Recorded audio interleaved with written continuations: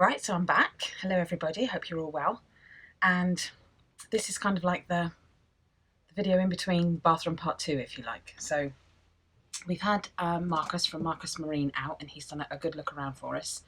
And we've kind of worked through with him kind of what our priorities are. So we've ordered all the bits and pieces for the bathroom, and we are just kind of waiting for them to come. And we've ordered the marine board and all those kinds of things, and we're probably looking about sort of 10 days to 2 weeks for those things to arrive. And in amongst all that, we're trying to free up, well, camera husband is trying to free up 2 or 3 days in a row, so it looks like he's going to be able to get up for the weekend on his own and stay, and that way we're not all kind of clambering around, because as you know, a 6'10" space isn't ideal when you're trying to get work done, to have teenagers and everyone all underfoot all the time if you can possibly help it. So he's going to get up for a couple of days, hopefully next weekend or the weekend after, and kind of really push ahead with the bathroom.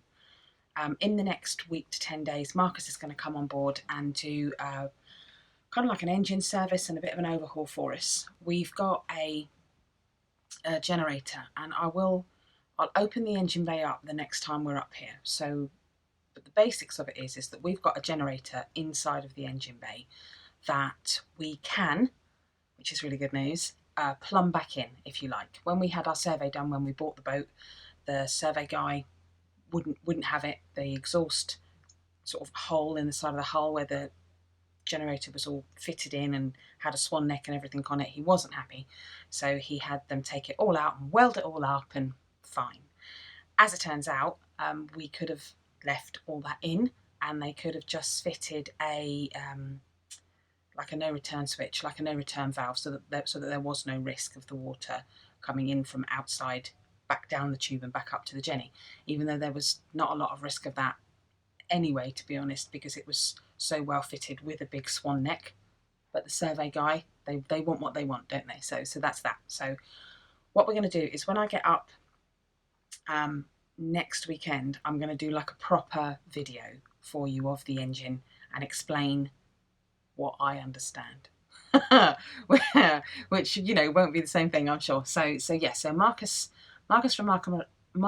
even from Marcus Marine is going to come on board and kind of reinstall the secondary Jenny for us and do a little service on it, make sure it's all running fine, and then plumb it all back in and put the exhaust in. There are a couple of issues on the engine with extra bits and pieces like the generator and the heating system.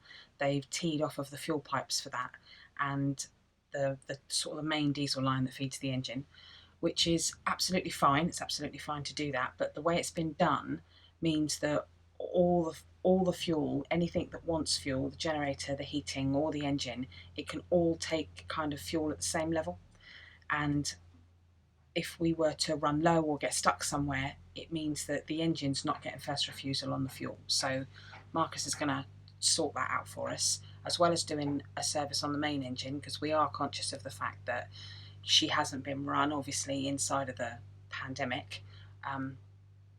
And we don't know when the last service, you know, was done before we bought her, and so we've owned her a year now. So we want to get the engine running tip top.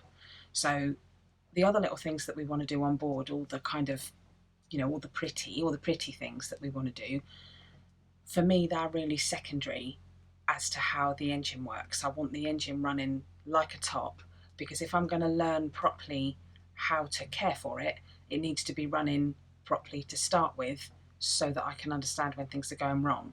And camera husband certainly has more knowledge in that department than me, but both of us would like a lot more knowledge. So there's that. So Marcus is going to come in and kind of sort it all out and make sure everything is, you know, greased up and running tip top, which is great. We're going to get that secondary generator running, which will tell us, because we've got a washing machine on board, which will tell us that whether that's running. We're going to shoreline everything, because if it's not running properly, we can get it off, and then we can decide whether or not we'll take it home, plumb it in the garage at home and see if it's working, and if it's not, you can go to the tip. And if it is, we can decide whether we want a full-size washing machine on, well, half-size washing machine on board, or whether we go for a twin tub or or that kind of thing. So we've got that to think about. So the water that we had in the bathroom department underneath the shower is absolutely fine. It's all dried up.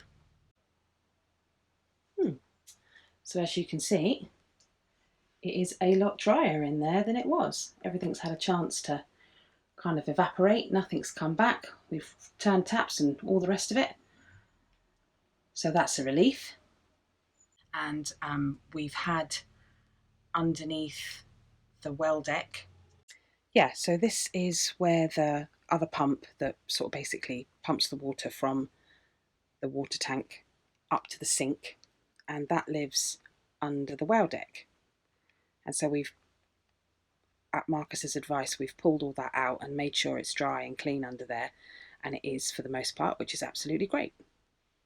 We've pulled that out and that's all dry under there. Marcus had a look under there, so we know we've not got issues with leaks. We're going to put a hatch in the floor, a visibility hatch, to kind of look down into the hull. We're going to put one under the fridge in the main part of the boat, and we're going to put one under the stairs in the bow. So, and that way, if we do come across any more hatches when we're pulling things up and ripping them about, that's fine, but it just means that we're going to be able to see, so that I don't have to lay awake at night and worry that, you know, the hull is filling up with water or whatever. So yeah, so we got a lot of work going on board in the next, probably in the next 3 weeks, which is great. But in and amongst all that, we're still doing little jobs. Oh, doggy's still squeaking. Right, so we've put new blinds up in the girls' end of the boat, I suppose.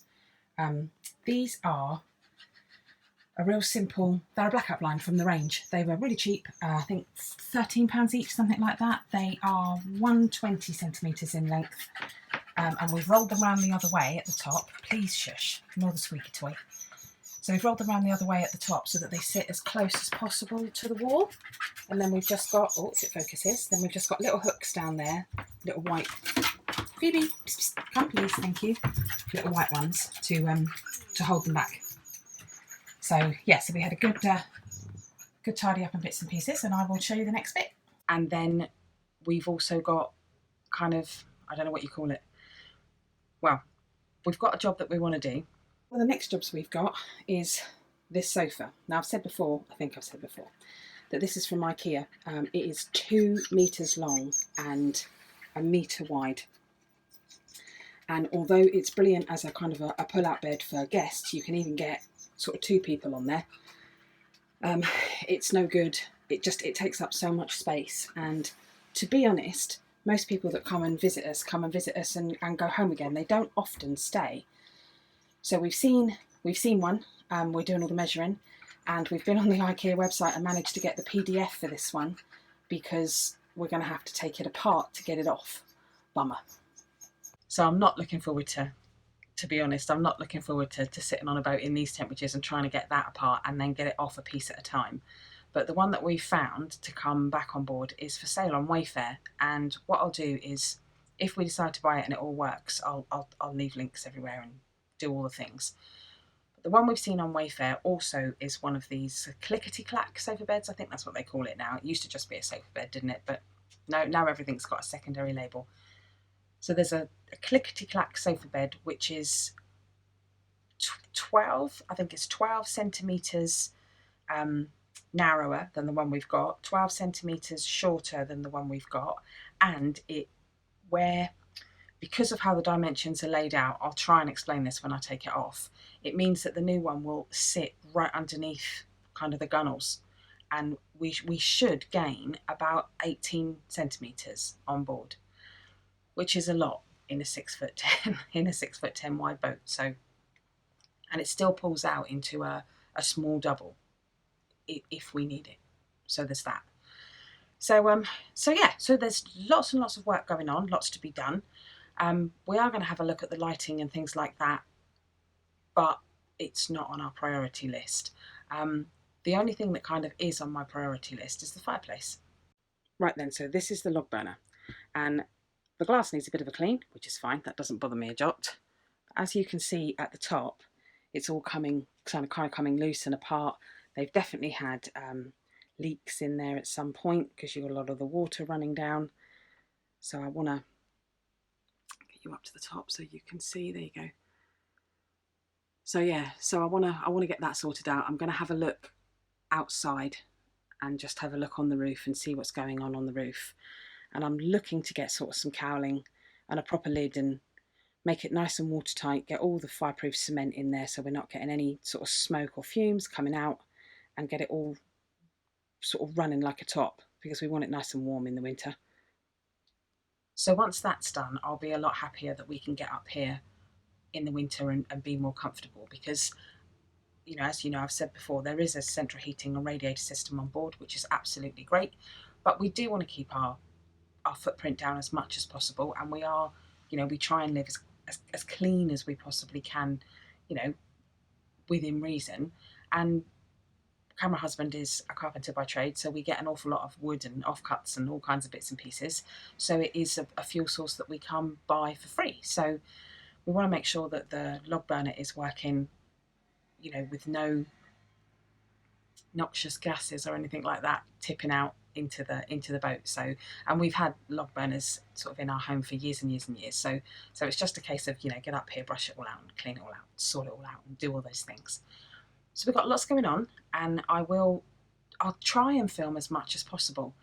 One of the things I am looking at. So for any narrowboaters out there, if you see or know or even manage to find this video and watch it, I'm with EE. My telephone is with EE, and I know I've seen watching the YouTube videos that a few boaters use these little EE boxes that kind of stick on the windows to bump the signal around the boat.